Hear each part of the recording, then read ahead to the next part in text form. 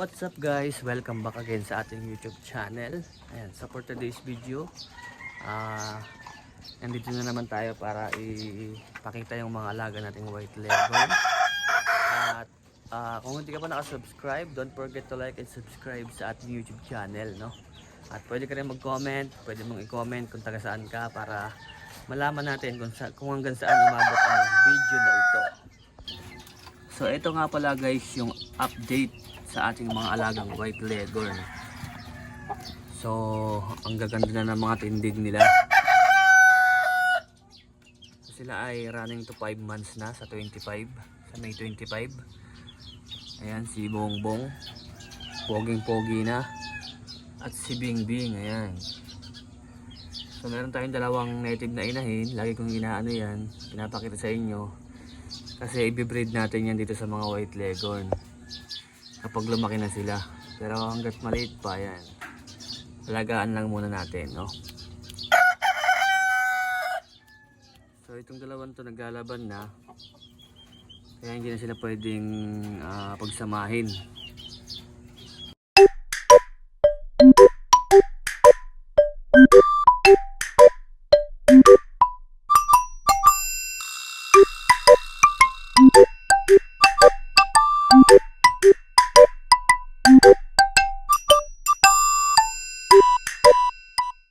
So pinalungan natin si Bongbong, gawa ng irritable na siya sa kanyang palong tsaka balbas, no? Si Bingbing, papalungan din natin yan dahil sobrang lawlaw na yung kanyang balbas. So plano natin guys na makapag-produce ng maraming inahin na white leghorn, kaya nag-breed tayo niyan, mag-breed tayo. So yung dalawang inahin nga pala na yan ay galing sa ninong ko yan. So binigay sa akin yan dahil naghanap ako ng inahin. So ang plano ko talaga dapat is inahin na talaga dapat, hindi yung sisiyo talaga. Siyempre bigay yan, di ba? Tanggapin na natin. So kapag nagkaroon tayo ng pera or nakahanap tayo ng inahin talaga na binibenta, is yun na lang bibili natin siguro para makapag-produce tayo agad ng mga itlog ng white leghorn, no? Makapag-breed agad tayo. So plano ko guys, kapag dumami na yung mga manok ko, dito ko sila ilalagay. Yan, dyan sa likod na yan. So lilinisin ko lang yan, pasensya na at madumi dahil busy tayo sa work, no? So malawak pa itong likod namin, pwede talagang pag-alagaan ng manok. So pag dumami na yan, siyempre yan ilalagay, nagawa kong kulungan dyan. Yung kulungan na ano lang, nasa lupa lang sila, nagala-gala, no? Maganda yun kasi parang nakatapak sila sa lupa. So gawa tayo ng kulungan para sa mga sisiyo siguro. Dito na lang ulit sa mga magkakaroon tayo ng mga sisiyo, gawa tayo ng kulungan dyan, dito natin ilalagay ang mga sisiyo. Tapos yung mga manok naman dito natin ilalagay. So siguro mga 10 na inahin na white leghorn yung target natin na gagawin nating layer chicken, no? Yung magpo-produce na ng mga itlog. Basta mga inahin lang na white leghorn. Tapos kung magpo-produce ng mga lalaki is bibenta natin yon, mga lalaki.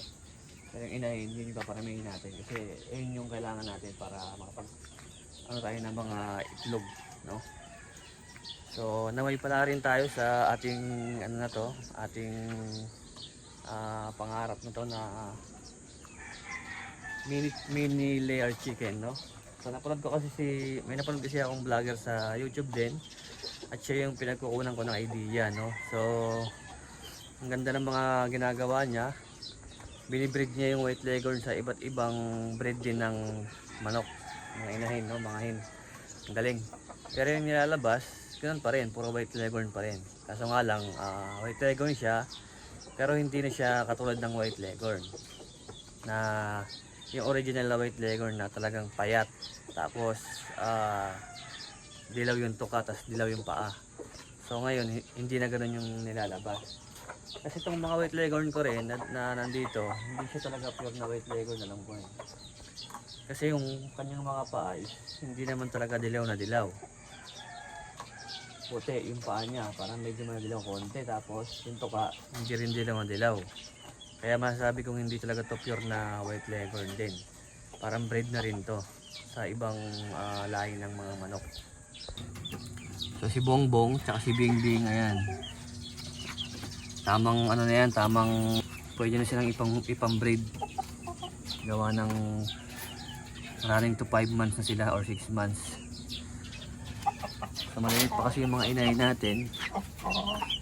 Kaya hindi pa sila pwede i-breed.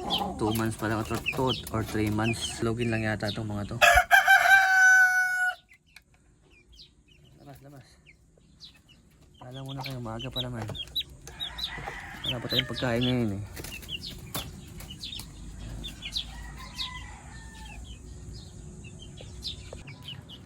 Ayan guys, kain muna yung pagkain natin sa kanila. Gawa nang di pa tayo nakakabili ng pagkain nila, no? So bibili tayo mamaya.